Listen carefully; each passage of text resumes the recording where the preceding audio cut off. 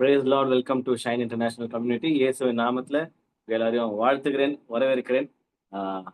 ஒரு பாஸ்டரா என்னுடைய ஸ்தோத்திரங்களையும் நான் சொல்லிக் கொள்கிறேன். ஓகே, நம்ம இந்த மாதத்துடைய வேர்ட் ஆஃப் த மந்த்தை நம்ம தியானிக்க போகிறோம் இன்றைக்கு. ஆல்ரெடி நான் வந்து ஸ்டேட்டஸ்ல நம்மளுடைய எஸ்ஐசி பார்ட்டிசிபென்ட்ஸ் குரூப்லலாம் நான் ஷேர் பண்ணியிருப்பேன். ஸோ நான் அதை போடுறேன். அதை போடுறதுக்கு முன்பதாக ஜான்வரி இந்த இயரோட இது அன்மியூட் பண்ணிட்டு நீங்க ஷேர் பண்ணலாம். இந்த இயரோட வேர்ட் ஆஃப் த இயர் யாருன்னா சொல்றீங்களா? இந்த வருஷத்திற்கான வார்த்தை என்ன? அன்மியூட் பண்ணிட்டு சொல்லலாம். இந்த வருஷத்திற்கான வார்த்தை யாரு கரெக்டா சொல்றா பாக்கலாம். யாரு ஃபார்ம்ல இருக்கிறான்னு பாக்கலாம். யாருன்னா இருக்கீங்களா? அன்மியூட் பண்ண முடியுமா? இந்த வருஷம் வேர்ட் ஆஃப் த இயர் என்ன 2025க்கு நமக்கு?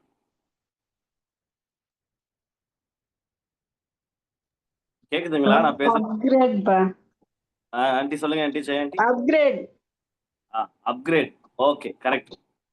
இப்போ ஜனவரி மாதத்தின் வேர்ட் ஆஃப் த இயர் யார் சொல்றா? ஈரே அப்கிரேட். எஸ், எகவா ஈரேன்ற அந்த வார்த்தையை அந்த நாமத்தை தியானிச்சு ஈரே அப்கிரேட் பார்த்தோம். பிப்ரவரி மாசத்தின் அப்கிரேட் என்ன? தமிழ்ல கூட சொல்லலாம். பிப்ரவரி மந்த்துடைய வேர்ட் ஆஃப் த இயர் தெரியலங்களா யாருக்கும்? தேவனுடைய தரத்திற்கு நாம் உயர வேண்டும்.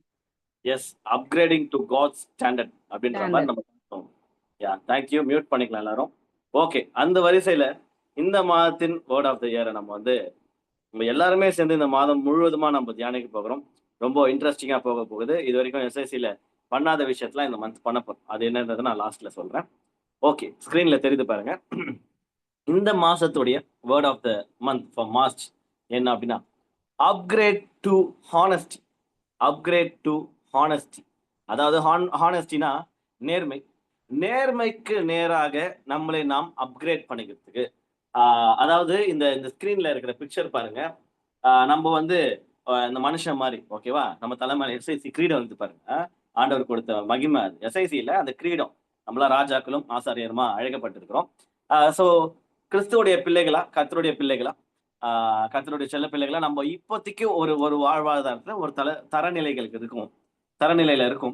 ஆனா காட் நம்ம கிட்ட என்ன எதிர்பார்க்கிறாருன்னா, சரிப்பா ஈரே அப்கிரேட் பண்ண, நான் தான் யெகோவா ஈரே, தேவன் பார்த்துக் கொள்வாருன்ற மனநிலையில ஜனவரி மாதம் ஃபுல்லா நீங்க டிராவல் பண்ணி, இது ஜனவரியோட முடிஞ்சது. இந்த வருஷம் ஃபுல்லா அதுக்கு டிராவல் ஆக போகுது, அது அந்த மனநிலையெல்லாம். பட் நம்ம துவங்க ஜனவரியில, அதுக்கப்புறம் பிப்ரவரி மந்த் நம்மளுக்கு காட் அதிகமா பிதாவோடைய அந்த இதயம், அவருடைய இதய துடிப்பு என்ன சொல்லுது, என்ன சொல்லுது,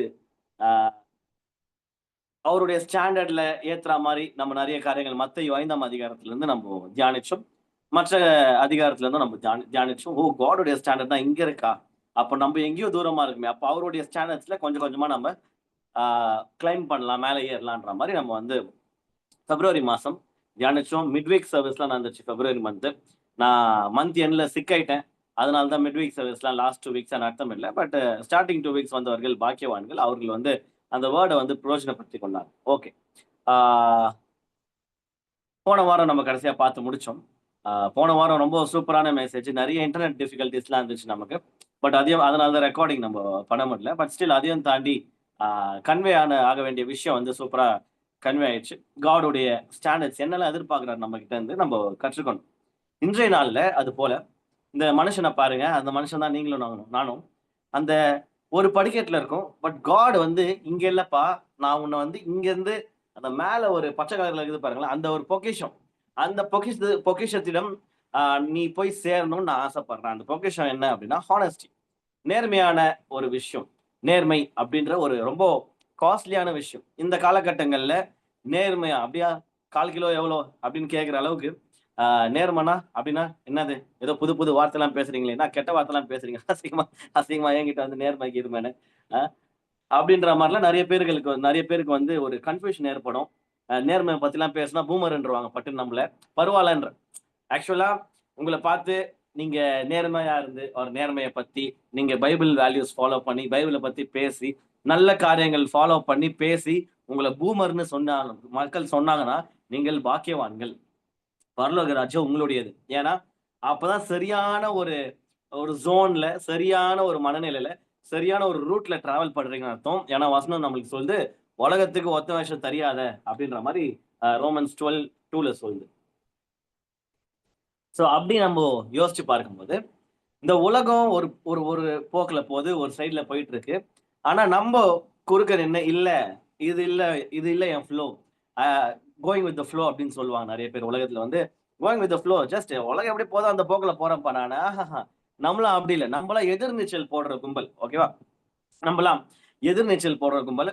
செத்து போன மீன் தான் ஒரு ஒரு ஆறோ ஒரு நதியோ ஒரு ஃப்ளோல போச்சுன்னா செத்து போன மீன் தான் அப்படியே அந்த ஃப்ளோலயே போகும். நம்மளாம் உயிருள்ள ஜீவ சாட்சிகள், கர்த்தருடைய பிள்ளைகள். அப்படி இருக்கிற பட்சத்துல நம்மளாம் எதிர்நீச்சல் போட்டு ஒரு மீன் இல்ல ஏதோ தண்ணி இந்த வழியா போகுதுன்றதுனால நான் இந்த வழியா தான் போகணும்னு அவசியம் இல்லை. என்னுடைய ஸ்டாண்டர்ட் வேற, என்னுடைய அப்கிரேட் வேற. ஆண்டவர் வந்து எதிர்நீச்சல் போட்டாவது இந்த ஃப்ளோக்கு அகைன்ஸ்டா போயிட்டு நான் எதிர்பார்க்கிற இடத்துல போய் நீ சேரு அப்படின்னு சொல்லிட்டு எதிர்பார்க்கிறாரு. அதனால நான் எதிர்நீச்சல் போட்டாவது நான் போவேன். அதுக்கு ஆவியானவர் எனக்கு ஒரு உதவி செய்வார் சொல்லிட்டு பலவிதமான அப்கிரேட்குள்ள நம்ம இந்த வருஷம் ஃபுல்லா நம்ம டிராவல் ஆயிட்டு இருக்கோம். அதுல இந்த காலகட்டத்துல ரொம்ப ரொம்ப கம்மியா இருக்குது, இல்லைன்னா இல்லவே இல்லை அப்படி சொல்லலாம். அந்த மாதிரியான ஒரு ரொம்ப மச் நீடட், ஆனால் ரொம்ப ஒண்ணு காணவே படுறது இல்லை அப்படின்னு சொல்லலாம். எப்படின்னு சொல்றேன் தெரியுமா? இப்போ டக்குன்னு ஒருத்தரை பாக்குறீங்க, அவங்க வந்து பொய்யே சொல்ல மாட்றாங்க, உண்மையதான் பேசுறாங்க அப்படின்னா அவங்களெல்லாம் ஒரு வேற்று கிரகவாசி, ஏலியன் மாதிரி பார்க்க ஆரம்பிச்சுட்டாங்க. நான் இவங்க பொய்யே சொல்லுமா, ஆக்சுவலா அது நார்மல். விஷயம் என்ன அப்படின்னா, நம்ம கிட்ட இருக்கிற பிரச்சனை என்ன அப்படின்னா, தவறான காரியங்கள் எல்லாமே நார்மலைஸ் பண்ணிட்டு, நார்மலான காரியங்கள் நம்ம ஒரு விஷயம் செய்யும்போது, நான் இவரு பொய்யே சொல்ல மாட்டாராமே, அதுல என்ன பெருமை? அது நார்மல்ல. ஒரு மனுஷனா பொறந்தா பொய் சொல்ற வாய்ப்புகள் இருந்தும் அத பத்திலாம் நிறைய பார்க்கணும். இதெல்லாம் நேர்மை சார்ந்த காரியம். நேர்மையில பொய் அடங்கியிருக்கு. நேர்மையில மற்ற காரியங்கள்லாம் அடங்கியிருக்கு. இது பெரிய டாபிக். நேர்மைனா ஜஸ்ட் ஒன் பாயிண்ட் இல்ல. ஒரு லேயரா நிறைய காரியங்கள் அடங்கியிருக்கு. இது எல்லாமே நம்ம வந்து வேர்ஸ் பேக்கப்போட நம்ம பார்க்க போறோம். வேத வசனம் பேக்கப்போட யோசிச்சு பார்க்கும்போது தவறான காரியங்களை நார்மலைஸ் பண்ணப்பட்டதுனால பேசிக்கான விஷயங்கள் மக்கள் செய்யும் போது இவங்களை வந்து வேற்று கிரகவாசி மாதிரி பார்க்கணும். அதுல ஒன் ஆஃப் த மெயினான விஷயம் என்ன அப்படின்னா, பொய் சொல்ல மாட்டேன் பிரதர், பொய் சொல்ல மாட்டேன் சிஸ்டர், நானு என்னால முடிஞ்ச அளவுக்கு மோஸ்டா பொய் சொல்லாத ஒரு வாழ்க்கை வாழணும் அப்படின்னு சொல்லும் போது, இப்ப நான் சொல்லும் போதே பாதி பேருக்கு எல்லாம் பாசிபிளா, இதெல்லாம் சாத்தியமா, எப்படிங்க இந்த உலகத்துல எப்படின்றத இந்த மாசம் ஃபுல்லா நம்ம கத்துக்க போகிறோம். ஏன்னா காட் நம்ம கிட்ட எதிர்பார்க்கறது என்னன்னா, man you need to upgrade to honesty. வாயை திறந்தா பொய், வாயை திறந்தா பித்தலாட்டம், எங்க பார்த்தாலும் ஏமாற்றம், எங்க பார்த்தாலும் ஏமாத்துறது. உலகம் ரொம்ப மோசமா போகுது. ஆனா கிறிஸ்துவின் பிள்ளைகளாகிய நீங்களும் நானும் ஹானஸ்டா இருக்கணும், நேர் வழியில போகணும், நேர்மையா நடந்துக்கணும். நேர்மையா நடந்தா ஏமாற கூட வாய்ப்பு பரவாயில்ல. நான் நேர்மையா நடந்து ஒரு இடத்துல ஏமாந்தா பரவாயில்ல.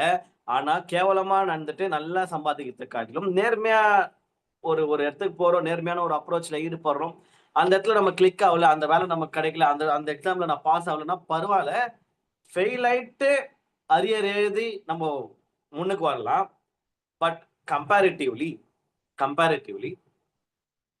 ஏமாத்திட்டு நேர்மை இல்லாத ஒரு செயலை செஞ்சு லஞ்சம் கொடுத்து ஒரு காலேஜ் சீட்டையோ லஞ்சம் கொடுத்து ஒரு காரியத்தை வாங்கிட்டு அப்பேற்பட்ட ஒரு ஆசீர்வாதத்தை பெற்றுக்கொள்ளாமலே இருக்கலாம். வாழ்க்கை நிம்மதியா வாழும்.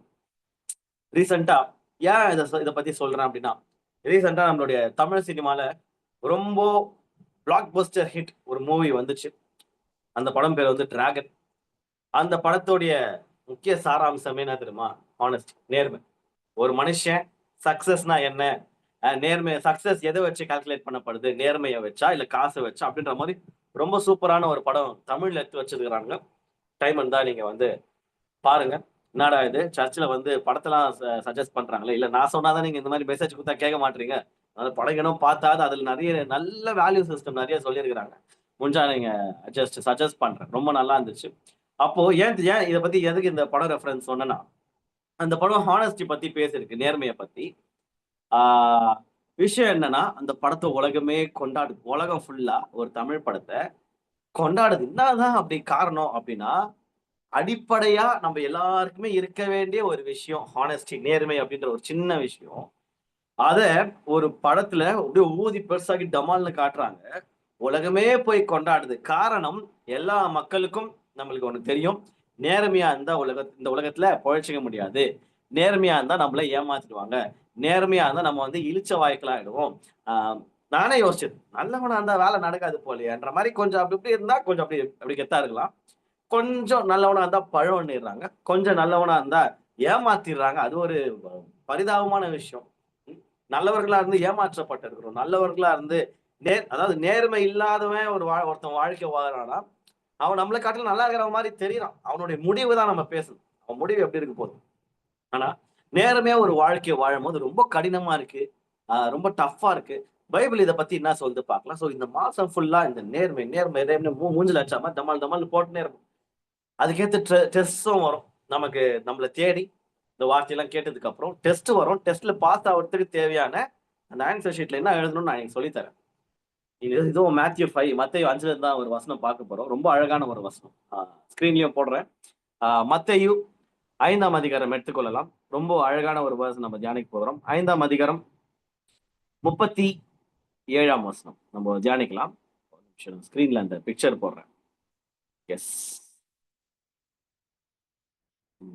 ஓகே.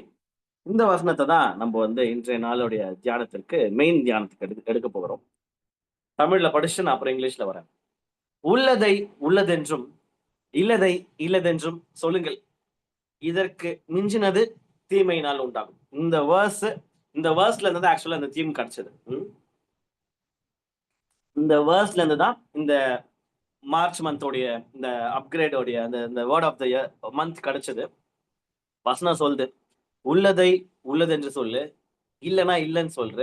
இதை தாண்டி நீ எது பேசினாலும் தீமையினால் தான் உண்டாயிருக்கும். இங்கிலீஷ்ல பாருங்க அழகா, let your yes be yes and your no no. Let your yes be yes and your no be no. Whatever is more than this is from the evil one. நல்லா புரிஞ்சுக்கணும் வேர்ஸை. ரொம்ப அழகா ஆழமா தியானிக்க போகிறோம். ஷார்ட்டா தான் இருக்க போகுது, ஆனா ஆழமா போக போகிறோம். எஸ்ஸா ஒரு விஷயம், ஒரு கேள்வி ஒண்ணு கேக்குறாங்க, பதில் எஸ்ஸா வழவழ குழ குழன்னு அப்படியே பூசி மழைப்பி, அதெல்லாம் எஸ்னா எஸ், நோனா நோ. இப்போ நான் ஒரு உதாரணம் சொல்றேன் பாருங்க. இந்த உதாரணம் தான் நமக்குலாம் கொஞ்சமாவது புரியும். இப்போ வந்து நான் ஒரு வாலிப பையன், சும்மா சொல்லாதீங்க பிரதர், இல்ல உதாரணத்துக்கு சொல்றேன். நான் ஒரு வாலிப பையன், எனக்கு ஒரு பொண்ணு வந்து ப்ரொபோஸ் பண்ணுது, ஐ லவ் யூ நெல்சன் அப்படின்ற மாதிரி சொல்லுது. கல்யாணம் பண்ணிக்கிறீங்களா அப்படின்னு கேக்குது. என்ன 2K கிட்ஸ்லாம் சிரிக்கிறாங்க, என்னடா லவ்ன்ட்டு கல்யாணம்ன்றீங்க, அதுக்கு அதுக்கு என்ன சம்மந்தம் அப்படின்ற மாதிரிலாம் கேட்குறாங்க. உலகம் அந்த மாதிரி போயின்னு இருக்குது. லவ் வேற கல்யாணம் வேணாம், அதை விட்டுருங்க. ப்ரொபோஸ் பண்றாங்க, எஸ்ஸா நோவா? பதில் என்ன? Yes, I will marry you ஒன்று. ரெண்டாவது, no, I won't marry you, எனக்கு வேற கமிட்மெண்ட் இருக்கு, லைஃப்பை பார்க்கணும், சாரி லவ் கிவ்லாம் நமக்கு செட் ஆகாதுமான்ட்டு சொல்லிட்டு போயிடலாம். இதை தாண்டி அந்த சீன்ல எது இருந்தாலும் அது வந்து evil. whatever is more than this is from the evil one. Just ஒரு பிராக்டிகல் எக்ஸாம்பிள் தான் நான் உங்களுக்கு கொடுத்தேன். இதற்கு மிஞ்சினது தீமையினால் உண்டாயிருக்கும். உதாரணம் சொல்றேன் பாருங்களேன். என்ன பதில் சொல்லியிருக்கணும்? எஸ், நான் உன்னை கல்யாணம் பண்ணிக்கிறேன். நோ, இது ரெண்டுமே வெட்டு ஒன்று தொண்டு ரெண்டு, ரொம்ப பெட்டரான ஆன்சர். ஆனா நான் உன்னை பண்ணிக்கிறேன், ஆனாலும் நான் என்ன சொல்ல வரேன்னா, நீ எனக்காக இதெல்லாம் செஞ்சு அதெல்லாம் செஞ்சு, நீ இதெல்லாம் பண்ணி அதெல்லாம் பண்ணி, நீ எனக்காக இப்படி ஒண்ணு இது பண்ணி என்ன இந்த மாதிரிலாம் கூட்டு போய் இந்த மாதிரி இதை தாண்டி இந்த எஸ்னா எஸ் அப்படின்ற அந்த ஒரு வேர்ட் நேர்மை. எஸ் நஷ்டா எஸ் தான். அந்த மோதிரம் இருக்குது பாருங்க கையில, எஸ்னா எஸ், மோதிரத்தை மாட்டி தாலியை கட்டு கூட்டு போயினே இருக்கணும். அதை தாண்டி எந்தெந்த லேயர்ல ஆட் பண்ண நினைக்கிறோமோ அந்த எஸ்ஸுக்கு பதில அப்படியே பூசி மழுப்பி, நான் வந்து ஒரு 2 மாசம் கழிச்சு யோசிச்சு சொல்றேன்ட்டு 2 மாசம் வரைக்கும் கேப் விட மாட்டாங்க. 2 மாசம் வரைக்கும் கடலை போட வேண்டியது. அதுக்கு எதுக்கு 2 மாசம்? நீ ஒன்னு இவன் சூஸ் பண்ணிட்டேனா நானு, டக்குன்னு எஸ் சொல்லிட்டு அடுத்த வேலையை பார்க்க போனோம். அதை விட்டு இதுதான் எஸ்னா எஸ், நோனா நோ. இது தாண்டி எதா இருந்தாலும் பொல்லாங்கினால் உண்டானது, தீமையினால் உண்டாயிருக்கும். இதை தாண்டி எது பண்ணாலும் பாருங்களேன், அது வந்து கொலாப்ஸ்டா, அது வந்து ராங் இன்டென்ஷன்ல பண்றேன்னு. இப்ப நான் அந்த பொண்ணை ஏமாத்தணும்னா என்ன பண்ணலாம்? இந்த பொண்ணு நல்ல பொண்ணு மாதிரி இருக்குது, அழகா தான் இருக்குது, என்ன பண்ணலாம்? கொஞ்சம் யூஸ் பண்ணிட்டு கைட்டி விட்டுலாம் அப்படின்னு நான் முடிவு எடுத்தேன்னா எஸ் சொல்ல மாட்டேன். ஆனா எனக்கு கொஞ்சம் டைம் வேணும் அப்படின்னு டைம் கேட்டுக்கிட்டு அப்படியே ஒரு ஃபியூ மந்த்ஸ் ஓட்டிட்டு, எதை டைமை மட்டும் இல்லை அவங்களே ஓட்டிட்டு, அவங்களே அப்படியே நல்லா யூஸ் பண்ணி அவங்களோட டைம், எஃபர்ட், எனர்ஜி எல்லாத்தையும் வேஸ்ட் பண்ணி அப்புறம் அப்படியே சாக்கு போக்கு சொல்லி அந்த பொண்ணை காண்டாய் போற அளவுக்கு எதனா சைக்கிள் வேலை பார்த்தோம்னா ஓடுற பொண்ணு.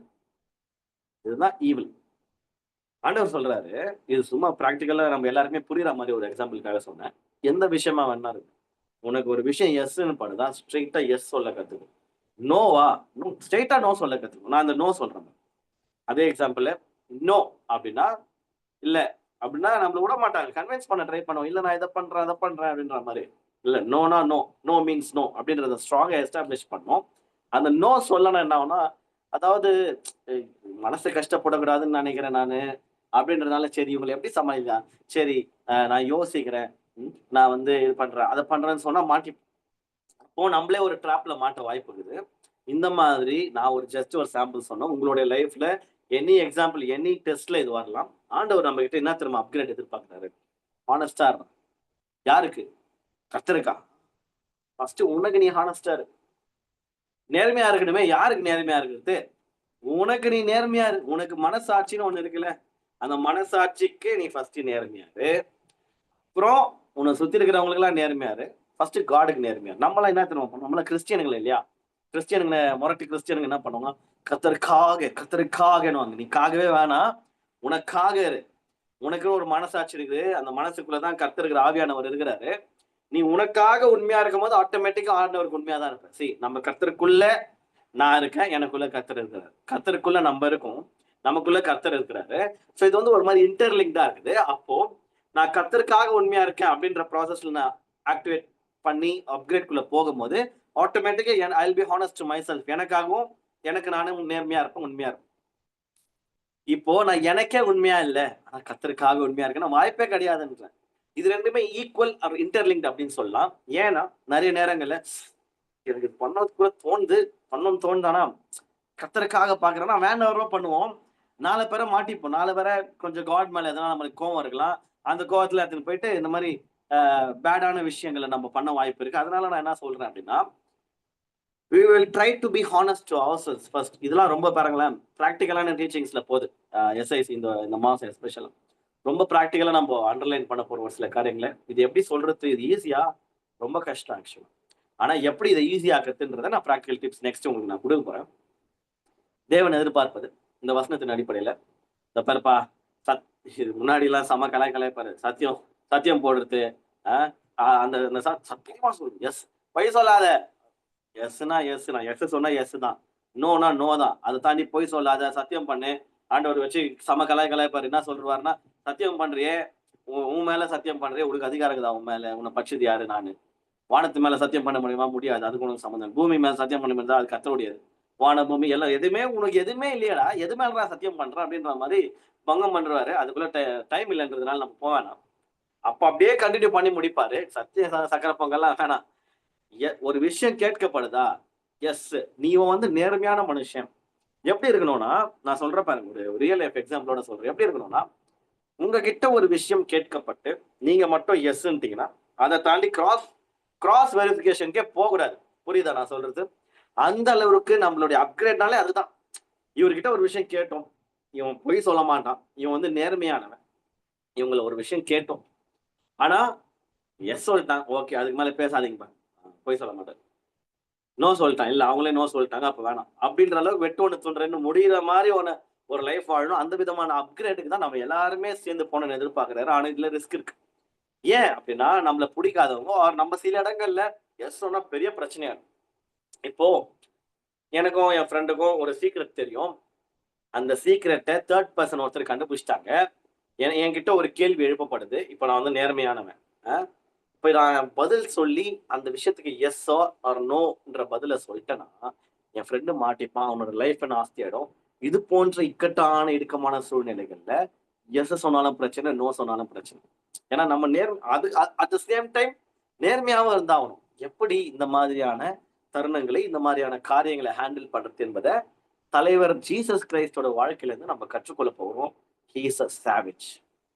ஜீசஸ் கிரைஸ்ட் மாதிரி ஒரு சாவேஜான, ஒரு கெத்தான, மாசான, ஒரு ஹீரோய்க்கான ஒரு கேரக்டர் உலக வரலாற்றிலே பார்க்க முடியாது. பைபிளை நிறுத்தி நிதானமா மத்திய மார்க் லூக்கா யோவான நிறுத்தி நிதானமா ஒரு மூவி மாதிரி பார்த்தோம்னு வைங்களேன், அவ்வளோ அழகா செம கெத்து காட்டுவாரு. அவருடைய அப்ரோச் நிறைய இடத்துல எப்படி தெரியுமா இருக்கு? வெட்டு 1 துண்டு 2ன்னு இருந்திருக்குது. இந்த பூசி மொழித்து அந்த வேலையெல்லாம் அவர் பண்ணவே மாட்டாரு. அதை தான் நம்ம கிட்டயும் கர்த்தர் எதிர்பார்க்கிறார். நம்ம ஒரு வசனத்தை படிக்கலாம். எப்படி பதில் சொல்றாரு, அவர் எவ்வளவு ரிஸ்க்ல இருக்கிறாரு. அந்த பதில் அவர் சொன்னாருன்னா அது எவ்வளவு பெரிய ஆபத்துல இவரை கொண்டு போய் விடும். அது தெரிஞ்சு அவர் சொன்ன ஒரு பதில நம்ம பார்க்க போகிறோம். லூக்கா 23ஆம் அதிகாரம் 3ஆம் வசனத்துல ஏசப்பா வந்து அரெஸ்ட் பண்ணி கூட்டிட்டு போயிட்டாங்க. சிலுவையில அறையறதுக்குலாம் முன்னாடி கொஸ்டின்ஸ் கேட்கப்படுது. அந்த நாட்டுடைய ராஜா கொஸ்டின் கேட்கறாங்க. இவர் வந்து பொய் சொன்னா தப்பிச்சுக்கலாம், வாழ்க்கை ஃபுல்லா நல்லா வாழலாம். உண்மையா சொன்னாருன்னா சிலுவையில அரைஞ்சிருவானுங்க. கைதி அவர் உண்மையா சொல்லிட்டு ஆல்ரெடி அக்யூசேஷன்ல தான் வந்திருக்கிறாரு. உண்மையை வாயத்தந்து சொல்லிட்டாருன்னா பெரிய கேஸ் ஆயிடும்.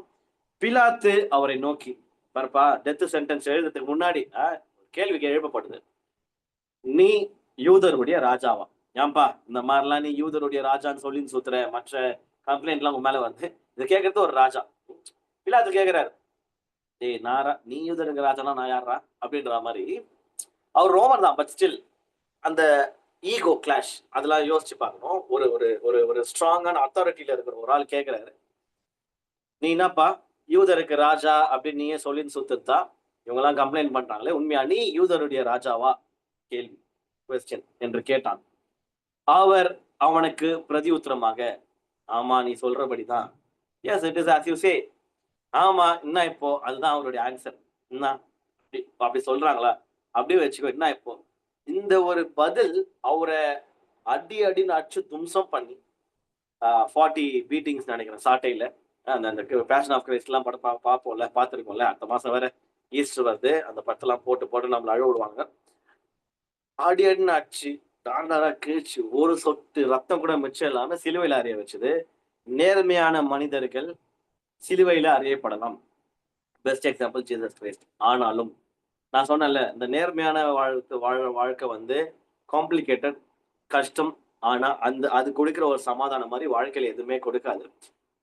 இதுக்கு ஆப்போசிட்டா ஒரு வாழ்க்கை இருக்கு, நேர்மை இல்லாத ஒரு வாழ்க்கை. அது வந்து நம்மளுக்கு நிறைய செல்வாக்கு கொடுக்கலாம், நிறைய பணம் கொடுக்கலாம், பல பேருடைய வயிற்றுல அடிச்சு நம்ம சம்பாதிக்கலாம். சமாதானம் கொடுக்குமானா டெஃபினெட்லி நாட். நம்மளால வந்து வாழ்க்கையில கொஞ்சம் கூட நிம்மதியா வாழ முடியாது. சந்தோஷமா இருக்கிற மாதிரி இன்ஸ்டாகிராம்லயோ ஃபேஸ்புக்லயோ வாட்ஸ்அப்லயோ ஸ்னாப்சாட்ஸ்லயோ இமேஜஸ் போடலாம். பட் வந்து சந்தோஷம் கொடுக்குமா அப்படின்னா அது கேள்வி புரியும். நீங்க வேணா அந்த பக்கம் ட்ரை பண்ணிட்டு வாங்க. தலைவர் இயேசு கிறிஸ்து கிட்ட இருக்கிற அந்த தில்லு பாருங்க, அவருக்கு நல்லா தெரியும். நிறைய இடத்துல சைலண்டா இருக்கிற, அதை அப்புறம் பார்க்கலாம் ஒரு வாரம். அவருக்கு நல்லா தெரியும், இந்த இடத்துல நான் வாயத்தை இருந்தேன்னா அவங்க மர்கையா தான். பட் ஸ்டில் ஆம் நீ சொல்லுகிறபடி. இப்ப நான் கேட்கிறேன், அவர் என்ன யூதருக்கு ராஜாவா? இல்லையே. இல்ல பாருங்களேன், அவர் என்ன ராஜாவா? எந்த கிரீடம் வச்சாரு? எந்த நாடு விடு? அவர் அப்படிலாம் ஒரு யூதருக்கு ராஜா அப்படின்ற மேன்மையை வரணும் வரல. அவர் கிங்டம் பத்தி பேசுறாரு. ஆமாண்டா நான் ராஜா தான்டா. ப்ரூஃப் என்ன? அதெல்லாம் கிடையாது. எத்தனை போய் அஞ்சிடறானுங்க. இப்போ ஒரு வேர்ஸ் படிக்கலாம், எங்க பேசணும் எங்க பேசக்கூடாதுன்ற இதையும் நம்ம காட் கிட்ட கத்துக்கலாம். மத்தேயு 26 இதே சேம் கைண்ட் ஆஃப் சினாரியோ தான். ஓகேவா? இது ஒரு இடத்துல வருது, அது ஒரு இடத்துல வருது. இதே சீன்ல தான் மத்தேயு 26, 62 அண்ட் 63, 64 3 வசனங்கள் நம்ம படிக்க போகிறோம். இதுல இருந்து ஜீசஸ் கிரைஸ்ட் இருந்து இந்த எஸ் நோக்கு நடுவுல எதுனா இருக்குதா? இருக்குது. இந்த விஷயம் நம்மள நிறைய பேரை வந்து காப்பாற்றி விடும். நான் ஒரு விஷயம் சொன்னேன்ல, என் ஃப்ரெண்டு விஷயம், போய் உண்மையை சொன்னாலும் மாட்டிப்பான். நான் உண்மையை தான் பேசி அவன், ஆனா உண்மையை சொன்னா மாட்டிப்பான். அவனுடைய லைஃபே டேஞ்சர். என்ன பண்ணலாம்? கத்துக்கலாம் ஏசப்பா கிட்ட இருந்து. மத்தேயு 26, 62 வசனம் சொல்லுது, அப்பொழுது பிரதான ஆசாரியன் எழுந்திருந்து அவரை நோக்கி, டிசிஷன் மேக்கிங்ல இருக்கிற பெரிய தலையை கேட்கிறாங்க, இவர்கள் உனக்கு விரோதமாய் சாட்சி சொல்லுகிறதை குறித்து நீ ஒன்றும் சொல்லுகிறது இல்லையா என்றான்.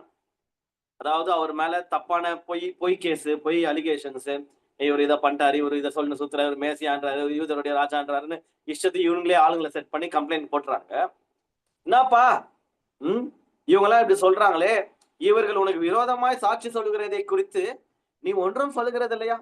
இது இந்த காலகட்டத்துல பயங்கரம் பொருந்தும். எஸ்பெஷலா ஊழியக்காரங்களுக்கு. ஒரு ஊழியக்காரன் மேல வந்து ஒரு கெட்ட பேர் வந்து டமால் போட்டுனே இருக்கிறாங்கன்னா உலகம் என்ன எதிர்பார்க்கணும்னா, என்னப்பா 100 பேர் சேர்ந்து ஒரு நபரை கெட்டவன் சொன்னா உலகத்துடைய பார்வையில 101 நின்னா என்ன பார்க்கலாம்? 100 பேர் சொல்றது பொய்யா இருக்குமா? பொய்யா இருக்கும். 100 பேர் சொல்றதும் பொய்யா இருக்கலாம். அது உண்மை என்ன, அது ஆழமா போயிட்டு எது உண்மை எது போயிலாம் அலசி ஆராயலாம் டைம் இல்லை இந்த காலத்துல. என்ன பண்ணுவானா, 10 பேர் ஒருத்தனை குற்றவாளின்னா 11 ஆமா குற்றவாளியா தான் இருப்பான், சும்மாவா சொல்லுவாங்க. அப்படிப்பட்ட உலகத்துல வாழ்ந்துன்னு இருக்கிறோம். ஸோ வாட் தே எக்ஸ்பெக்ட் அப்படின்னா, இல்லைங்க நான் நல்லவன் தாங்க அப்படின்ட்டு நடிக்கணும்னு தான் எதிர்பார்க்கறாங்களே தவிர, இல்லை வாயை தந்து பேசணும்னு எதிர்பார்க்கறாங்க. தலைவர் நான் ஆல்ரெடி சொன்ன மாதிரி செம கெத்து, செம சேவேஜ். எங்க பேசணும் எங்க பேசக்கூடாது, என்ன பண்ணணும், எங்க வாயை தரக்கூடாது, கில்லாடி மென்டல் டார்ச்சர் குத்துறாரு எதிராளிகளுக்கு. இவ்வளவு பெரிய ஒரு பொய் குற்றச்சாட்டு அவர் மேல வீசப்படும் போது நீ ஒன்றை சொல்லுகிறதையா என்றா, அதுக்கு என்ன பதில் சொல்லணும்? இல்லங்கய்யா, பொய் சொல்றாங்கய்யா அவங்க. ஆமாயா, எப்படிதான்யா அவன் சொல்றது உண்மையா? 2 பதில். அவர் என்ன சூஸ் பண்றாரு பாருங்களேன், 2த்துக்கும் நடுவுல. இயேசுவோ பேசாமல் இருந்தார். Jesus remain silent. 3வது ஆன்சர் நம்ம கத்துக்கிறோம்.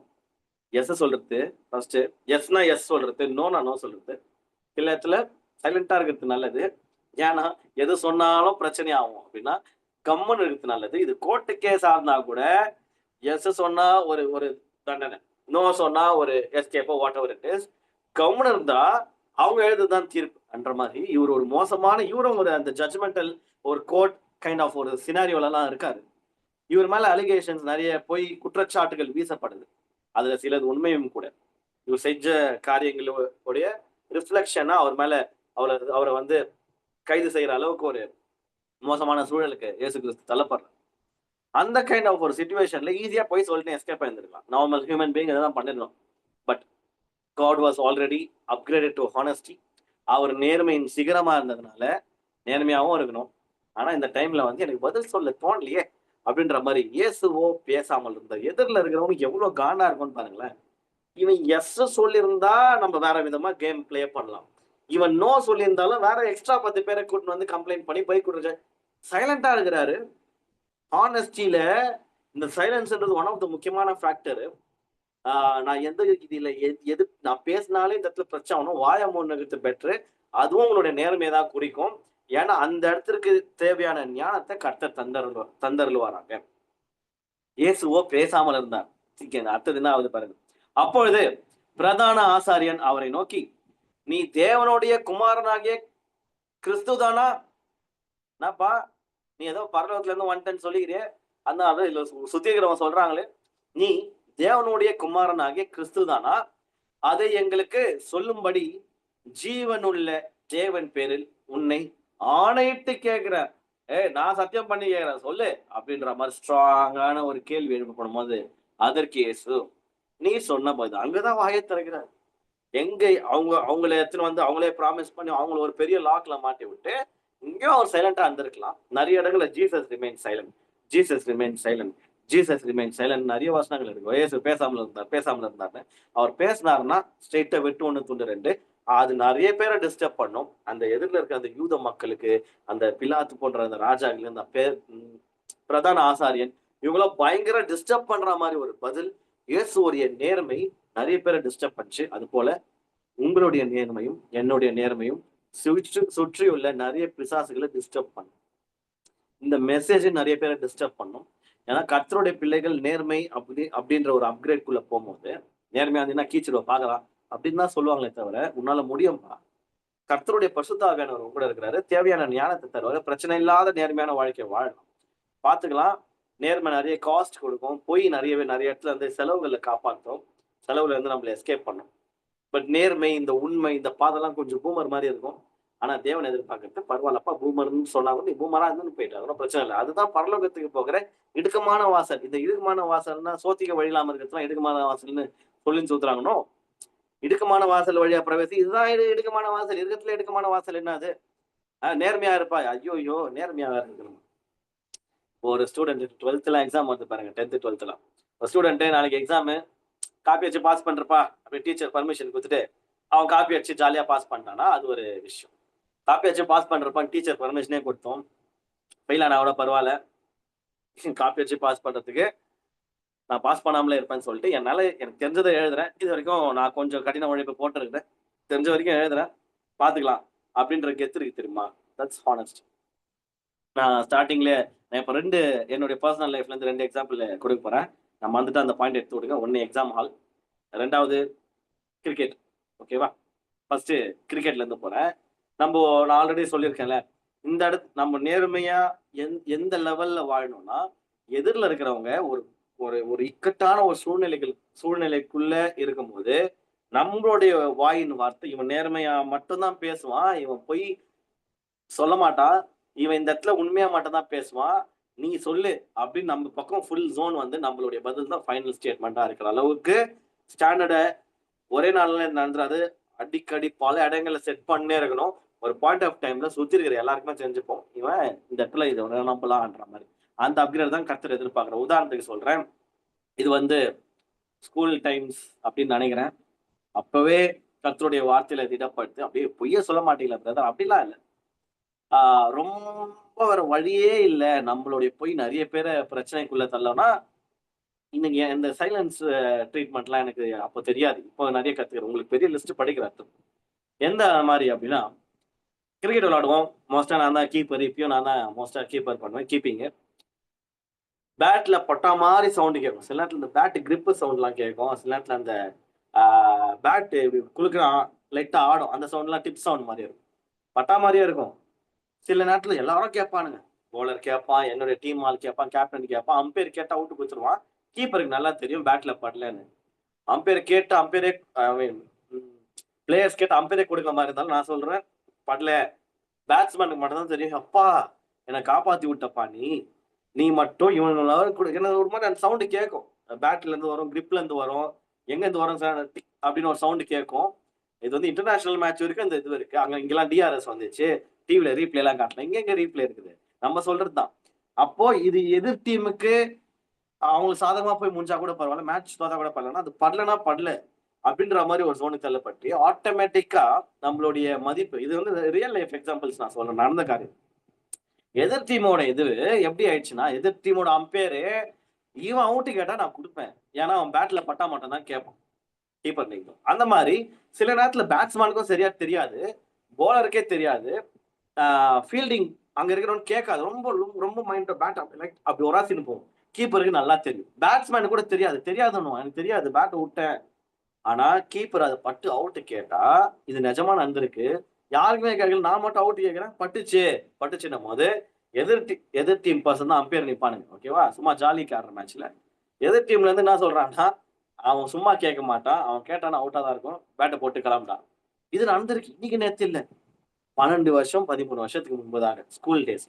புரியுதா? ஏன்னா பல இடங்கள்ல சேம் டீம்ஸ் கூட தான், பல இடங்கள்ல அவங்க பார்த்து இவன் பொய் சொல்ல மாட்டான், ஏன்னா இவங்க டீமுக்கு டேஞ்சரா இருக்கும்போது கூட இவன் அந்த இடத்துல நம்ம டீமுக்கு சாதகமாக கூட எது உண்மையோ அதை பேசி பழகுந்த அந்த அப்கிரேட மக்கள் பார்த்து இவர்ல இந்த விஷயத்துல நம்பலாம்ப்பா. ஏன்னா மற்ற விஷயத்துல எல்லாம் நம்புவாங்களான்னு எனக்கு தெரியாது. ஆனா கிரிக்கெட் ஆடும்போது இந்த மாதிரி சின்ன விஷயங்கள் நீங்க சொல்லு ப்ரோ, உனக்கு கேட்டுச்சா அவுட் ஆகுது, நீ பாத்தியா அப்படின்னா, எனக்கு தெரியல, இல்ல நான் சரியா நோட்டீஸ் பண்ணல, அது ரொம்ப ரொம்ப கிட்ட இருந்துச்சு, என்னால ரொம்ப ஸ்ட்ராங்கா சொல்ல முடியாது அப்படின்ற மாதிரி சொல்லிக்கலாம்.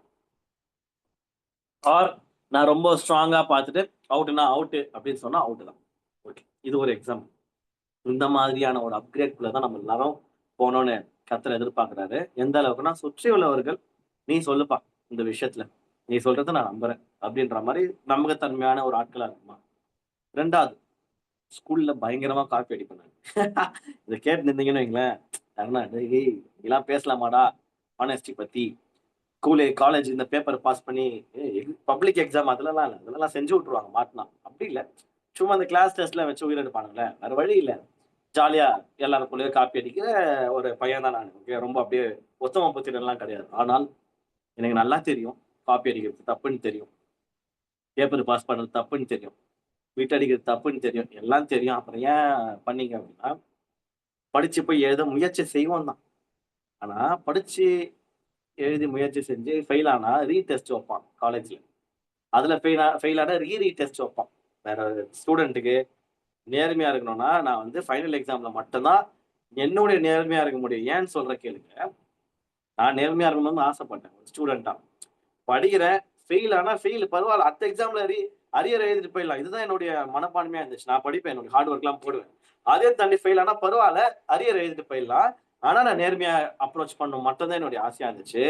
இந்த கிளாஸ் டெஸ்ட், இந்த சைக்கிள் டெஸ்ட், இந்த டெஸ்ட், அது நான் இன்ஜினியரிங் ஸ்டூடெண்ட் எப்படி இருக்குமோ நிறைய பேர் பார்க்கும்போது சிரிப்பீங்க, இந்த மாதிரி இலகாரமா, சரி விடுங்க.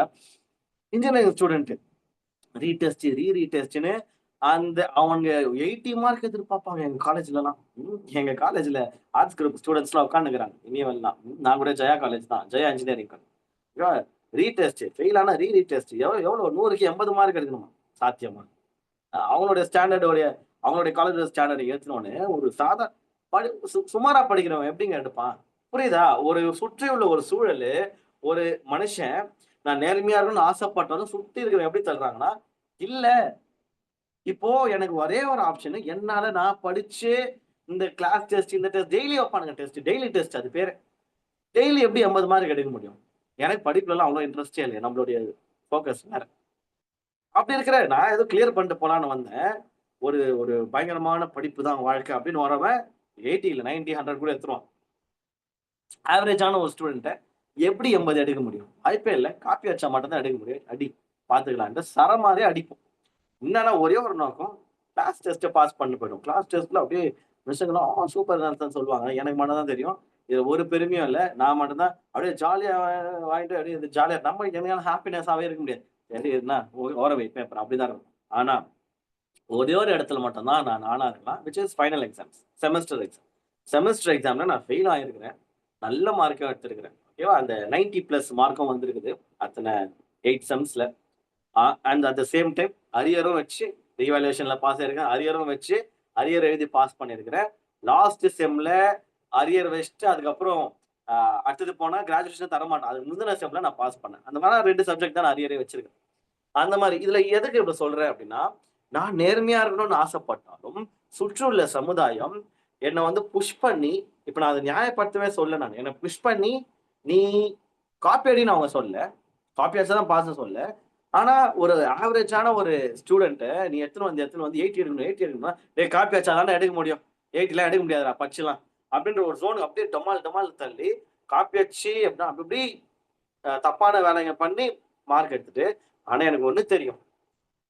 ஆ செமஸ்டர்லயும் காப்பி அடிக்கலாம். மாட்டுனா பெரிய கேஸ் ஆயிடும். டிபார் பண்ருவாங்க. என் ஃப்ரெண்ட் எல்லாம் கால்குலேட்டர்ல ஐயோ! இதெல்லாம் சொல்லாம தெரியலையே! பசங்க யாரும் இத இது பண்ணாதீங்க. கருப்பு கலர்ல கால்குலேட்டர் இருக்கும். நம்ம தலைவன் என்ன பண்ணா, பென்சில்ல பிளாக் பென்சில்ல லைட்டா அது ரொம்ப முக்கியமான ஃபார்முலா. ஃபார்முலாலாம் சில நேரம் ஞாபகம் கன்ஃபார்மா வரும்னு தெரியாது. எழுதின்னு போயிட்டாரு. எழுதிட்டு போயிட்டு நெறைய வாட்டி நெறைய பேர் பண்ணுவானுங்க இத காலேஜஸ்ல. ரொம்ப முக்கியமான ஃபார்ம்.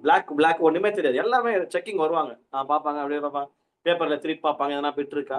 இதெல்லாம் மாட்டவே மாட்டாது. அதுவும் லைட்ல அப்படி காட்டுனா தான் தெரியும். சன்லைட்ல ஒரு ஒரு ஒரு ஒரு ஷேட் இப்படி காட்டுனா மட்டும் தான் தெரியும். அந்த மாரிலாம் நம்ம பசங்க அப்பயே வேற லெவலு. ஆனா, மாட்டுனா பெரிய கேஸ் ஆயிடும். நெறைய வாட்டி தப்பு பண்ணா, ஒரு வாட்டி அதான் காமெடி. ம். போன எக்ஸாம்ல அந்த நேர்மை இல்லாத காரியத்தோட விளைவுகள் சொல்றேன் பாரு. போன எக்ஸாமுக்கு இவரு எழுதின்னு போயிருக்கிறாரு. எக்ஸாம நல்லா எழுதினான். பாஸ் பண்ற அளவுக்கு எழுதிட்டான். விட்ட அந்த அந்த கால்குலேட்டர்ல எழுதின்னு போற பழக்கத்துல அது அழிக்க மறந்துட்டான். அடுத்த எக்ஸாமும் நல்ல எக்ஸாமையும் இவன் நல்லா படிச்சுட்டு போயிருக்கிறான். கால்குலேட்டர் எடுத்துன்னு போனோம். கால்குலேட்டர் எடுத்துன்னு போன எக்ஸாம் ஹாலுக்கு எக்ஸாம் ஒன்னும் ஆரம்பிக்கவே இல்லை. கொஸ்டின் பேப்பர் கூட கொடுக்கல. ஸ்குவாட் வந்துட்டாங்க. ஸ்குவாட் வந்து அந்த மாதிரிலாம் வரவே மாட்டாங்க. ஃப்ளைங் ஸ்குவாட் வந்துட்டு டக்கு டக்கு டக்கு டக்கு டக்குன்னு பாக்குறாங்க. கால்குலேட்டர்லாம் செக் பண்ண ஆரம்பிச்சிட்டேன். எவனா எங்கனா மாட்டிருப்பான். பார்த்தா தலைவன் கால்குலேட்டர்ல எழுது மிஸ் நான் இல்ல அவன் சொல்றான் மேம் நான்லாம் எதுவுமே பண்ணல. நான் எழுதவே இல்ல. இது பாருங்க இந்த சப்ஜெக்ட் இல்ல. அப்படியே பார்த்தா தெரியும் இந்த சப்ஜெக்ட் இல்ல ப்ரீவியஸ் சப்ஜெக்ட். அப்படியே போச்சு. அவன் ரொம்ப பெரிய கேஸ்லாம் ஆகல. அப்படியே வெளியே போயிட்டு இந்த எக்ஸாம்ல நீ ஃபெயில் தான் சொல்லிட்டு அறியும்.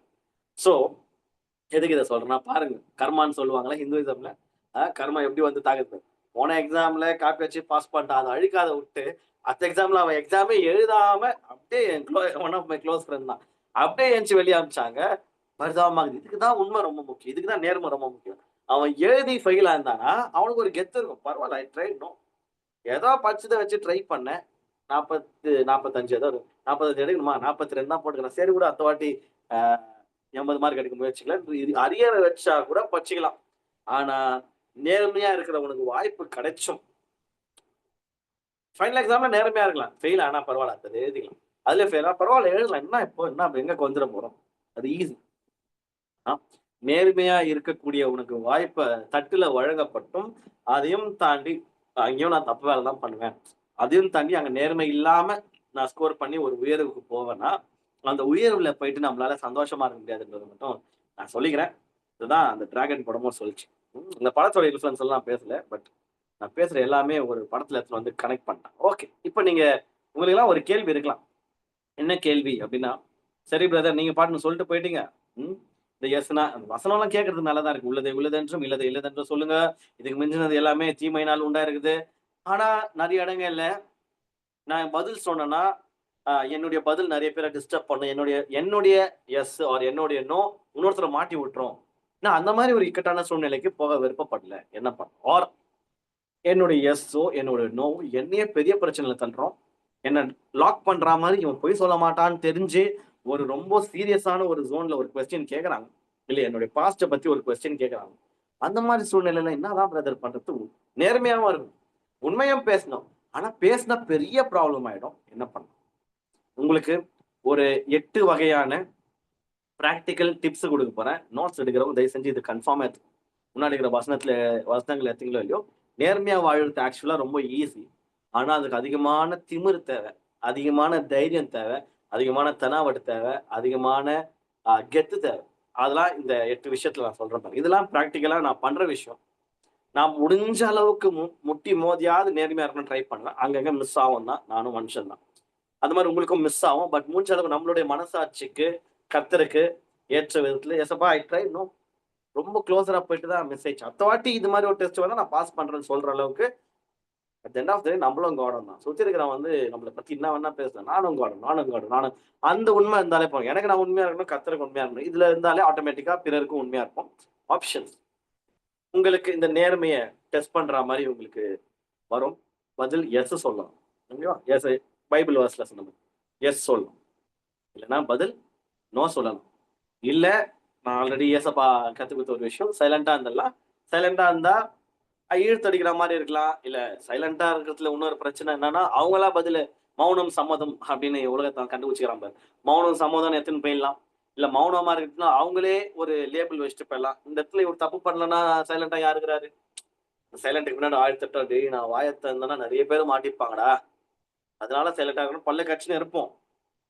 ஆனா அது நம்மளுக்கே கெட்ட பேர் வரா மாதிரி கூட இருக்கலாம். ஆனாலும் இடம் போற லேவல் பார்த்து சைலண்டா இருக்கணும் அப்படின்னு தோணுச்சுன்னா சைலண்டா இருக்கணும். ரொம்ப ஹானஸ்டி.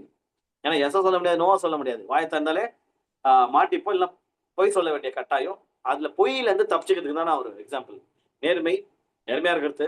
பொய் சொல்லாம எப்படி தப்பிச்சுக்கிறது அப்படின்னா, எஸ்னா எஸ் சொல்லிடலாம். வெட்டு 1 துண்டு 2, நோனா நோ சொல்லிடலாம். 3வது சைலன்ஸ். ஓகே, எது சொன்னாலும் பிரச்சனை ஆகும். சைலண்டா இருந்துட்டு தப்பிச்சுக்கலாம் இந்த இடத்துல இருந்து. இல்ல மத்தவங்களை காப்பாத்தி விட்டுடலாம். ரொம்ப ரொம்ப முக்கியம். இது தமிழ்நாட்டுல மோஸ்டா யாரும் பண்ணவே மாட்டோம். ஆனா நம்ம எல்லாருமே இதை பண்ணோம். இங்கிலீஷ்ல ஃபாரினர்ஸ்ல படங்கள்ல தான் பார்க்கும்போது தான் எனக்கு இது தெரிஞ்சது. ஓ ஆமால இது ஒரு ஆன்சர் இருக்குல்ல அப்படின்னா என்ன அர்த்தம்னா, ஒரு கேள்வி நம்மளுக்கு என்று எழுப்பப்பட்டது நம்மளுக்கு முன்னாடி. என்னப்பா இது எப்படி அப்படின்னா, ஐ ப்ரிஃபர் நாட் டு டெல். அதுக்கு வந்து பதில் எஸ் சொல்லலாம், நோ சொல்லலாம். அதெல்லாம் இல்ல. பதில் சைலண்டா இருக்கிறது காட்டிலும் இதுக்கு பதில் இருக்கு. ஆனா உங்ககிட்ட அந்த பதில் சொல்லக்கூடாதுன்றத நான் முடிவெடுக்கிறேன் அப்படின்னு மூஞ்சில அடிச்ச மாதிரி சொல்லணும். நான் ஆல்ரெடி சொன்ன மாதிரி வெட்டு 1 துண்டு 2. நேர்மையான வாழ்க்கையில் நம்ம வாழணும் அப்படின்னா ஒரு கேள்வி லாக் பண்ற மாதிரி கேட்கறாங்க. எஸ் சொன்னா மாட்டிப்போம், நோ சொல்லலாம். ஆனா எதுல பொய்யும் சொல்லி எஸ்கேப் ஆகக்கூடாது அப்படின்னா பதில் இருக்குது, சொல்ல முடியாது, என்ன பண்ணுவேன் அப்படின்னு மூஞ்சில அடிச்ச மாதிரி சொல்லாம ரொம்ப பக்குவமா ஐ ப்ரிஃபர் நாட் டு டெல்ன்றது அசர்ட்டிவான டோன். இப்ப நான் சொன்னேன்ல, எனக்கு எதிராக ஒரு கேள்வி எழுப்பப்படுது. தேவையில்லாத ஒரு கேள்வியை கேட்கறாங்க. நான் இது இப்படி பண்றீங்களா? Yes I prefer not to tell அப்படின்னா என்ன அர்த்தம்னா, பதில் சொல்லலாம், பதில்லாம் இருக்குதுப்பா, என்னால பதில் சொல்ல முடியும். ஆனா உங்ககிட்ட இந்த ஆன்சர் இத பத்தி I prefer not to answer. அந்த நாட் டு டெல்லுக்கு பதிலாக நாட் டு ஆன்சர்னு மாத்திக்கோங்க. I prefer not to answer அப்படின்னா இதுக்கு பதில் இருக்கு, பதில் இல்ல எனக்கு தெரியாதுலாம் போய் சொல்ல போறதுல பதில் இருக்கு. ஆனா அந்த ஆன்சரை உங்ககிட்ட சொல்லணும், அந்த பதில உங்ககிட்ட சொல்லணும்னு எனக்கு ஒன்றும் கம்பல்ஷன் இல்லை. உங்ககிட்ட சொல்லக்கூடாதுன்னு நான் முடிவு எடுத்துருக்கிறேன். அதுதான் இது நேர்மையோட மூஞ்சல் அடிக்கிற நேர்மை. Okay, I prefer not answer. ஓகேவா? பதில் சொல்லலாம், ஆனா நான் சொல்லக்கூடாதுன்னு நான் முடிவு எடுக்கிறேன். இந்த கேள்வி உங்களை ஒரு 2 கேள்வி கேட்கறாங்க, எஸ் நோ அப்படின்னு சொல்றாங்க. இப்போ இன்டர்வியூல உட்காந்துக்கிறீங்கன்னு வைங்களேன். இன்டர்வியூனா லைஃப் இன்டர்வியூ. இந்த சினிமாக்காரெல்லாம் இன்டர்வியூ கொடுக்குறாங்களா, கிரிக்கெட் பிளேயர் அதுவும் அந்த மாதிரி ஆஃபீஸ் இன்டர்வியூ போயிட்டு ஐ ப்ரிஃபர் நாட் ஆன்சர் சொல்ற போறீங்க. அப்ப ஏஞ்சி போ வேலையை விட்டு போன அனுப்பிச்சிருவாங்க. வேலைலாம் கிடையாதுன்னு. அது இல்லை. வாழ்க்கையோட ஒரு இக்கட்டான சூழ்நிலை கேள்விகள் எழுப்பப்படும். எஸ் சொல்லலாம், நோ சொல்லலாம், நேரத்துல சைலண்டா இருக்கலாம். முக்கியமான இடத்துல இவங்க வந்து நம்மள லாக் பண்றதுக்கு கேட்கறாங்க. இல்ல இந்த ஆன்சர் வந்து நிறைய பேரை டிஸ்டர்ப் பண்ணும், இந்த ஆன்சர் வந்து அவங்களே டிஸ்டர்ப் பண்ணும், இந்த ஆன்சர் நம்மள பெருசா டேமேஜ் குள்ள தள்ளும் அப்படின்னா ஐ ப்ரிஃபர் நாட் டு ஆன்சர் அப்படின்றத ரொம்ப ஸ்மைலிங்கா சொல்லிட்டு நான் வந்து இதுக்கு பதில் சொல்லணும்னு விருப்பப்படலைங்க, வேற கேள்வி கேளுங்க அப்படின்னு சொல்றது உங்களை பெரிய ஆபத்துகள் இருந்து காப்பாற்றும். ஹல்லேலூயா. 5வது, மூஞ்சில டமால்னு குத்துற மாதிரி என்ன, எந்த விதமான பதில்களை சொல்லலாம், நேர்மையாவும் வாழணும், பொய்யும் சொல்லக்கூடாது. என்ன சொல்லலாம் அப்படின்னா, that's none of your business. இது உங்களுடைய வேலையே இல்லை, வேலையை பார்த்துன்னு போங்க. சில பேர் நான் சொல்றேன்ல, நேர்மையா வாழணும்னு நிறைய பேரை பகச்சிக்க வேண்டியதா அது இருக்கலாம். நேர்மையா வாழணும்னா நிறைய பேரை வந்து ப்ளீஸ் பண்ண முடியாது. எல்லாரையும் பிரியப்பட்டுட்டு நேர்மையா வாழ்க்கைய வாழ முடியாது. நான் ஆல்ரெடி சொன்ன மாதிரி உங்களுடைய நேர்மை பல பேரை டிஸ்டர்ப், உங்க வீட்டாளுங்களா கூட இருப்பாங்க. அதுங்க அட்டுழியம் பண்ணு, போய் சொல்லு, பித்தலாட்டம் பண்ணு இருக்கோங்க. நம்ம கிறிஸ்து ஷைன் இன்டர்நேஷனல் கம்யூனிட்டி வச்சிட்டோம் இல்லையா, கொஞ்சமாவது வெளிச்சத்தை பிரகாசிக்கலாம் அப்படின்னு ஒரு வெளிச்சம் வந்து அழிக்க அந்த வெளிச்சத்தை அமுக ட்ரை பண்ணுவாங்க. இடம் கொடுக்காதீங்க. வாட் எவர் இட் இஸ், என்ன பதில் சொல்லலாம் அப்படின்னா, இது டிஸ்டர்பிங்கா இருக்கும், இந்த பதில் சொல்லக்கூடாதுன்னு நினைக்கிறோம்னா, I think that's none of your business. இது உங்களுடைய வேலை இல்லைன்னு நினைக்கிறேன். இந்த கேள்விக்கு நான் உங்களுக்கு ஆன்சர் பண்ணக்கூடாதுன்றத இன்னொரு இதுவா எப்படி சொல்லலாம், that's none of your business. இந்த கேள்விக்கு உங்களுக்கு சம்மந்தமே இல்லை, எதுக்கு இதெல்லாம் கேட்குறீங்கன்னு எனக்கு தெரியல அப்படின்ற மாதிரி. உதாரணத்துக்கு, இப்போ எனக்கு கடந்த காலகட்டத்துல இல்லை, இப்போ ப்ரெசென்ட்ல ஒரு ரிலேஷன்ஷிப் இருக்குன்னு வச்சுக்கலாமே.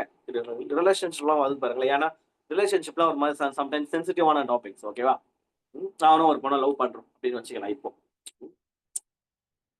இப்போ யாரோ ஒருத்தர் வந்து கேக்குறாங்க, என்ன நீங்களாம் லவ் பண்றீங்களாமே, நீயும் அந்த பொண்ணும் அப்படின்ற மாதிரி. அந்த கேள்விக்கு நான் பதில் சொன்னேன்னா எனக்கு பிரச்சனை இல்லை. ஆனா அந்த பொண்ணுக்கு டேமேஜ் அப்படின்னா என்ன சொல்லலாம் அப்படின்னா, that's I prefer not to ஆன்சர்னா மாட்டிப்போம். முடிஞ்ச லட்சம் என்ன சொன்னா, தெரிஞ்சு என்ன பண்ண பாருங்க, இது உங்க வேலையே இல்லையே, நான் லவ் பண்ணா உனக்கு என்ன, லவ் பண்ணலன்னா உனக்கு என்ன அப்படின்ற மாதிரி சொன்னா, அவங்க கிட்ட அதுக்கு என்ன பதில் இருக்குன்னு கொஞ்சம் எதிர்பார்ப்பேன். அப்ப லவ் தானே பண்ண, நீ எத்தனை நினைச்சுன்னு போ. விஷயம் என்னன்னா, ஒரு ரிலேஷன்ஷிப் போன்ற காரியங்கள்லாம் பர்சனல். சில விஷயங்கள் ஃபேமிலி சார்ந்த விஷயங்கள், சில விஷயங்கள்லாம் வெரி பர்சனல். எல்லாரும் கேட்கிற கேள்விக்கும் ஃபர்ஸ்ட் பதில் சொல்லணுன்ற இடத்துல இருக்காதீங்க. உண்மையா சொல்லலாம், அது வேற விஷயம். யாருக்கிட்ட சொல்லணும், எதை சொல்லணும், எது ஒரு ஹாஃப் ட்ரூத் இருக்கு. ஹாஃப் ட்ரூத் சம்டைம்ஸ் லையா இருக்கலாம், அது வேற டாபிக், அதுக்குள்ள போக வேண்டாம், கன்ஃபியூஸ் பண்ணும். ஆனா தட்ஸ் நாட், சில பேர் வந்து பாருங்களேன், அவங்களுக்கும் அந்த விஷயத்துக்கும் சம்மந்தமே இருக்காது. அவங்க அது பதில் தெரிஞ்சு என்ன பண்ண போறீங்கன்ற அளவுக்கு இருப்பாங்க. தேவையில்லாத இடத்துல எல்லாம் வந்து மூக்க நுழைச்சு, பவுண்டரிஸே இல்லாம ஒரு சில விஷயங்கள் நான் எல்லாருக்கும் ஷேர் பண்ணேன். ஒரு சில விஷயங்கள் பிரைவேட், எனக்கும் என்னோட க்ளோஸ் சர்க்கிள் மட்டும்தான். ஒரு சில விஷயம் க்ளோஸ் சர்க்கிள்லாம் இல்லை, எனக்கும் காட்க்கு மட்டும்தான். அப்படி மாதிரி லேயரா இருக்கு வாழ்க்கை. அப்படி ஒரு வாழ்க்கையை வாழும்போது யாரோ வந்து இதெல்லாம் கேட்டோம், ஐயோ கிட்ட பதில் சொல்லி ஆகணும்னு சொல்லிட்டு மாட்டிக்கிறது கட்டணும். That's none of your business. இது உங்க வேலையே இல்லை, உங்க வேலையை பாருங்க அப்படின்ற மாதிரி இப்போ மூஞ்சில வச்ச மாதிரி லைட்டா பிசிச்சிங்க சொல்றத நார்மலைஸ் பண்ணுங்கன்னு சொல்ல வரேன். நேர்மையா வாழ்த்துக்கு வேற வழி இல்லை, இந்த மாதிரி வாழதான். 6வது முக்கியமான ஒரு விஷயம், ஒரு கேள்வி கேட்டா பதில் சொல்லணும்னு அவசியம் இல்லை, திருப்பி கேள்வியும் கேட்கலாம். இதுக்கு பைபிள் எக்ஸாம்பிள் இருக்கு. நான் வருகிற வாரங்கள்ல நான் அதோடைய வேர்ஸ் ரெஃபரன்ஸோட நான் சொல்றேன். அதுல ஒன் ஆஃப் த பதில், ஒரு கேள்வி கேட்கறாங்க, என்ன இந்த மாதிரி ஆமா என்ன தெரிஞ்சு என்ன பண்ண போறீங்க அப்படின்றத கேட்கணும். இல்ல சும்மா கேட்டேன், சும்மாவா, சரி சரி அப்படின்ட்டு கம்முன்னு பதில் சொல்லாம போயிடணும். பதில் சொல்லாம மழைப்படுறதுக்கு இதெல்லாம் டெக்னிக் கத்துக்கும். நோட்ஸ் இருந்தா தயவு செஞ்சு எழுதிக்கோங்க. இதெல்லாம் யாரும் சொல்லிக் கொடுக்க மாட்டாங்க பாருங்களேன். என்ன கேட்கலாம், ஒரு கேள்வி எழுப்பப்படுது, சொன்ன மாதிரி வந்து வாழ்க்கைக்கு சம்பந்தமே இல்லாத ஒரு கேள்வி. எனக்கும் அவங்களுக்கு உண்மையை சொல்லணும்னு தோணல, பொய்யும் சொல்லக்கூடாது ஆண்டவர் சொல்லி இருக்கிறாரு. என்னதான் பண்ணலாம் அப்படின்னா, திருப்பி கேள்வியா கேளுங்க. அவளை பார்த்து ஒரு கேள்வி எழுப்படுது, இந்த மாதிரி என்னவாம தெரிஞ்சு என்ன பண்ண போறீங்க அப்படின்னும் போது, என்ன பண்ண போறோம் ஒன்னும் சும்மா அப்படின்ட்டு போயிடுவாங்க காண்டாய். அந்த கேள்வி திருப்பி அந்த சுத்தல்ல விடுறீங்களே ஒரு கேள்வியை, இது தெரிஞ்சு நீங்க என்ன பண்ண போறீங்க, என்ன கேக்குறீங்க, ஓகே பதில் இருக்குது, எதுக்கு கேக்குறீங்க, தெரிஞ்சு என்ன பண்ண போறீங்க அப்படின்னும் போது அவங்க திக்கு முக்க, என்னடா இது இவ்வளவு டக்குன்னு அலர்ட் ஆயிட்டு வந்துச்சு, இதுக்கு முன்னாடி நம்ம ஈஸியா ஏமாத்தி எல்லா கதைகளும் கறந்து நின்றுமே, இது வாயில இருந்து ஓட்டவாயி இப்போன்னு பார்த்து உஷாராயிடுச்சு. என்ன கதைன்னா டக்குன்னு நம்ம சொல்லணும். இப்பதான் எஸ்ஐசி மெசேஜ் கேட்டு வரேன், கொஞ்சம் ஆண்டவர் வந்து ஷார்ட் பண்ணி விட்டு அமைச்சுக்கிறாருன்றாங்க. தெரிஞ்சு என்ன பண்ண போறீங்கன்னு கேட்க பழகலாம். நார்மலைஸ் பண்ணுங்க இந்த ஸ்டேட்மெண்ட்லாம். எதிரில் இருக்கிறவங்களை அதை டிஸ்டர்ப் பண்ணாலும் உங்களை காக்கும், உங்களை நேர்மையான வாழ்க்கைக்குள்ள தள்ளும். அடுத்து 7வது ரொம்ப சூப்பர், வேற லெவல். இதெல்லாம் உங்களுக்கு எதுக்கு, வேலை லாஸ்ட் 3மே கிட்ட இருக்கும். வேலையை மட்டும் பாரு, இது எதுக்கு, இது தேவையில்லாத கேட்டுங்கிற, தெரிஞ்சு என்ன பண்ண போறேன், எது உங்களுக்கு எதுக்கு இதெல்லாம், இந்த டாபிக் எதுக்கு எத்தனை வர, தெரிஞ்சுக்கிட்டு நீ என்னதான் பண்ண போற, எதுக்கு உங்களுக்கு. நான் அந்த ரிலேஷன்ஷிப்லாம் சொன்னேன்ல, தேவையில்லாத வந்து நீ அது மாதிரிலாம் சொல்லும் போது உங்களுக்கு எதுக்கு, உங்களுக்கும் எதுக்கும் சம்மந்தமே இல்லையே, தெரிஞ்சு என்ன பண்ண போற, இதெல்லாம் உங்களுக்கு எதுக்கு, எதுக்கு தேவையில்லாத விஷயம்லாம் பேசுறீங்கன்னு கேட்க கத்துக்கோங்க. லாஸ்ட் மூஞ்சி லட்சமா டமால்னு ஒரு ஆன்சர், இது எல்லாருக்கிட்டையும் யூஸ் பண்ண முடியாது. ஆனா தேவைப்பட்ட போட்டு தான் ஆகணும். தேவையில்லாத விஷயத்துல மூக்க நுழைக்காதீங்க. ஆ? உங்களுக்கு அதுக்கும் ஒரு விஷயம் சம்மந்தம் இல்ல. இதுக்கு நான் பதில் சொல்லி ஆகணும்னு கட்டாயமும் இல்ல. நான் ஹார்டாவும் இருக்க முடியாது. சிம்பிளா என்ன சொல்லலாம்னா, ஐ திங்க் தேவையில்லாத விஷயத்துல நீங்க மூக்க நுழைக்காம இருந்தா நல்லா இருக்கும். அப்படின்றது சிம்பிளா இந்த மாதிரி ஸ்மைலிங் ஃபேஸோட சொல்லிட்டீங்கன்னா, அதுக்கப்புறம் உங்க பக்கமே வரமாட்டாங்க. நீங்க பாட்டுன்னு உங்களோட லைஃப்ல சமாதானமா, நிம்மதியா, ஆ பொய் சொல்லாம, உண்மைய மட்டும் தேவைப்படுற இடத்துல பேசிட்டு எங்கெங்க எப்படி டபாய்க்கணும்னு தெரிஞ்சு, நேர்மையான வாழ்க்கைய வாழலாம். உங்களுடைய செல்ஃப்க்கு you can be honest to yourself. உங்களுக்கு நீங்க நேர்மையா இருக்கலாம். 2வது ஆட்டோமேட்டிக்கா கர்த்தருக்கும் நேர்மையா இருக்கலாம். நெறைய இடங்கள்ல இந்த வசனம்லாம் நமக்கு தெரியும். உள்ளதை உள்ளதென்று சொல்லணும், இல்லதை இல்லதென்று சொல்லணும். அதுக்கு மிஞ்சினது தீமையினாலும்னு தெரியும். ஆனா, அத தாண்டி எல்லாத்தையும் பண்றதுக்கான காரணம் நேர்மையாவும் இருந்தாகணும். எதிர்ல இருக்கிறவங்க கேட்கிற கேள்வி அந்த மாரி நம்மள எப்படிப்பா தப்பிச்சுக்கிறதுன்னா, இந்த மாரி பிராக்டிகல் சொல்யூஷன்ஸ், பிராக்டிகல் ஆன்சர்ஸ நம்ம பண்ண கத்துக்க இதுதான் அடுத்தடுத்த படிக்கட்டு. நம்ம அந்த பிக்சர்ல பார்த்தோம்ல, அப்கிரேட் டூ ஹானஸ்டி. நடுவுல நெறைய படிக்கட்டு இருக்குல்ல. டக்குன்னுலாம் போயிட முடியாது. லிஃப்ட் இல்ல. சைக்கின்னு போறதுக்கு. கொஞ்சம் கொஞ்சமா பிராக்டிஸ் பண்ண தான் நம்ம வந்து அந்த விதமான ஒரு லைஃப் ஸ்டைலுக்கு போக உதவி செய்யும். கர்த்தர் நம்மளை ஆசீர்வதிப்பாராக. இன்னையோட வேர்ட் ஆஃப் காட் இதோட முடியுது. ஒரு விஷயம் சொல்லிடுறேன். இந்த மந்த் ஃபுல்லா என்ன பண்ண போறோம் அப்படின்னா, அடுத்த வாரத்துல இருந்து நான் மெசேஜ் குடுக்க போறதில்ல. இந்த மந்த் ஃபுல்லா குரூப் ஷேரிங். அதாவது எப்படி இருக்கும் அப்படின்னா, நம்ம எல்லாருமே சேர்ந்து ஷார்ட் டிவோஷன்ஸ் மாரி குடுக்க போறோம். இந்த இந்த கன்டென்ட்ல மட்டும் தான் ஹானஸ்டி. பிப்ளிக்கலா கம்பல்சரி பிப்ளிக்கலா இருக்கணும். இந்த மாரி பிராக்டிகல் எக்ஸாம்பிள்ஸ் உங்களுடைய லைஃப்ல இது நடந்துச்சு. நான் இப்படி சமாளிச்சேன். அப்படின்ற மாரி இருந்தாலும் நீங்க சொல்லலாம். அதெல்லாம் ரெக்கார்ட் பண்ணாது. அதெல்லாம் YouTubeல அப்லோட் ஆவாது. அதையும் நான் சொல்லிக்கிறேன். வேர்ட் ஆஃப் த மந்த்ல இருந்து ஷார்ட் சப்ஜெக்ட்ஸ ஷேர் பண்ண போறோம். நீங்களும் பேச போறீங்க. நானும் பேசுவேன். நானும் பிரிப்பேர் பண்ணிட்டு வருவேன். நீங்களும் பிரிப்பேர் பண்ணிட்டு வாங்க. உங்களுக்கு ஒரு நல்ல கன்டென்ட் ஒண்ணு தோணுது. அது வந்து கர்த்தருடைய வார்த்தை தான் சொல்லணும். 40 நிமிஷம் பேசணும் அப்படிலாம் கிடையாது. ஜஸ்ட் ஒரு 5 மினிட்ஸ், ஜஸ்ட் ஒரு 10 மினிட்ஸ். எனக்கு இது தோணுச்சு. நீங்க பேசம்போது, எனக்கு இந்த வேர்ஸ் தோணுச்சு. இந்த வேர்ஸ்ல இருந்து நான் இந்த குட்டியான ஒரு டிவோஷன் ஷேர் பண்றேன். அந்த மாரி ஷார்ட் டிவோஷன்ஸ் மாரி ஒரு செஷன்ல ஒரு 2, 3 பேர் பேசுவாங்க. இது வந்து அவர்கள் விருப்பப்பட்டால் தான். யாருமே விருப்பப்படல. இது எப்பன்னா, உங்களுக்கு வந்து ஒரு விஷயம், ஒரு கன்டென்ட் தோணுது. இந்த டாபிக்ல நான் இப்ப ஆல்ரெடி நான் பேசியிருக்கேன் ரொம்ப நேரம். இந்த டாபிக் உள்ள இந்த ஆங்கிளையும் பார்க்கலாம். இந்த விதமாவும் நேர்மையா இருக்கலாம். பைபிள்ல இந்த ஸ்டோரி இருக்கே, இத அண்டர்லைன் பண்ணுங்க. இந்த பைபிள் கேரக்டர் நேர்மைய பயங்கரமா ஃபாலோ பண்ணி வாழ்க்கையில பிரகாசிச்சிருக்காரு. இத நீங்க சொல்லித்தாங்க. இல்ல நான் சொல்லி தர மக்களுக்குன்னா, யூ ஆர் வெல்கம். இங்க எல்லாருமே உபதேசியர்களாக நீங்க எல்லாரும் பிரசவம் பண்றதுக்கு SIC is opening the floor. SIC வந்து இந்த ஃப்ளோர் ஓப்பன் பண்ணி தருது இந்த மந்த் மட்டும். இன்னும் நம்மளுக்கு 3 வாரம் தான் இருக்கு. எல்லாருக்குமே டைம் கிடைக்காது. ஆனா எல்லாருக்குமே டைம் கிடைக்கக்கூடிய அளவிற்கு நாங்க வந்து செக்மெண்ட் அத வந்து சிஸ்டமைஸ் பண்றோம். எப்படி பண்ணலாம் அப்படின்னா, நீங்க முன்கூட்டவே எனக்கு வந்து ஒரு வாய்ஸ் நோட் வடிவத்துல இத தான் நான் சொல்லப் போறேன். நான் இந்த மந்த் வந்து நான் நெக்ஸ்ட் வீக் வந்து நான் ஷேர் பண்ணலாமா? எனக்கு இந்த சப்ஜெக்ட் தோணுது. இந்த பாயிண்ட் அந்த மாரி நீங்களா வாலண்டியரா என்கிட்ட வந்து நீங்க சொல்லி, நீங்க வாய்ஸ் நோட் குடுத்து ஷேரிங் ஓகே. எனக்கு அது ஓகேவா பட்டு, எஸ் இது வந்து கன்டென்ட்குள்ள அலைன் ஆகுது போகலாம் அப்படின்ற மாரி நான் எஸ் சொன்னா மட்டும் தான் அடுத்த வீக் வருகிற வாரங்கள்ல நீங்க ஷேர் பண்ணலாம். ஆனா முந்திக் கொள்ளுங்கள். வாய்ப்புகளை பயன்படுத்திக் கொள்ளுங்க. உங்களுக்குள்ள அதாவது என்னை விட பெட்டரா ப்ரீச் பண்ற ஆட்கள் இங்க இருக்கலாம். என்னை விட பெட்டர் பைபிள் நாலேஜ் இருக்கிற ஆட்கள் இங்க இருக்கலாம். என்னை விட பெட்டரான பிராக்டிகல் லைஃப வாழ்ந்து உண்மையுத்தமா வாழ்ந்து பிரகாசிக்கின்ற ஆட்கள் இருக்கலாம். நான் ஒரு 2 எக்ஸாம்பிள் சொன்னேன். 2த்துலயும் ஷைன் ஆயிட்டு தான் நான் சொல்றேன். இன்னமும் நம்ம ஊர்ல தானிப்பூண்டிலி என்ன அம்பையர் எங்க டீம் ஆளுங்க என்ன அம்பையர் நிக்க வைக்கிறதுக்கு யோசிப்பானுங்க. நோ நீலாம் போனா அவனுக்கு எதிர் டீம்லாம் ஏமாத்துறானுங்க. நீ போய் உண்மையாகிற இது டீமை தோக்கடிச்சு உட்கார நானும். பரவாயில்ல. உண்மையா சொன்னா ஆமா அது நடக்குதுதான். எதிர்ல இருக்கிறவங்களாம் போங்க வச்சு வின் பண்ணுவான். நம்ம உண்மையா இருந்து அது கோரமா உட்காந்துடலாம். ஓகேவா? அது வரைக்கும் நடக்குது. பட் ஸ்டில் அந்த மாதிரி உங்களுடைய லைஃப்ல எதுனா இருந்தா நீங்க ஷேர் பண்ணுங்க. நிறைய next week, next 3 weeks, next 4 weeks நினைக்கிறேன். எஸ் 5 வீக்ஸ்ல இந்த மந்த்.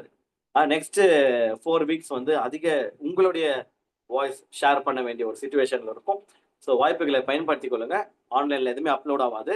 இந்த ஃபர்ஸ்ட் வீக் கூட முடியுது. நான் ப்ரிப்பேர் பண்ணிட்டு பேசினா மட்டும்தான் ஆன்லைன்ல அப்லோட் ஆகும். ஏன்னா அது வந்து அதிக பிரயாசத்துக்கு அப்புறம் அப்லோட் ஆகுது. நீங்க ஜஸ்ட் எனக்கு இது யோசிச்சு நான் ஷேர் பண்றேன்னா ஓப்பனா நம்ம ஷேர் பண்ணலாம். அன்ரெக்கார்டடா நம்ம வச்சுக்கலாம்.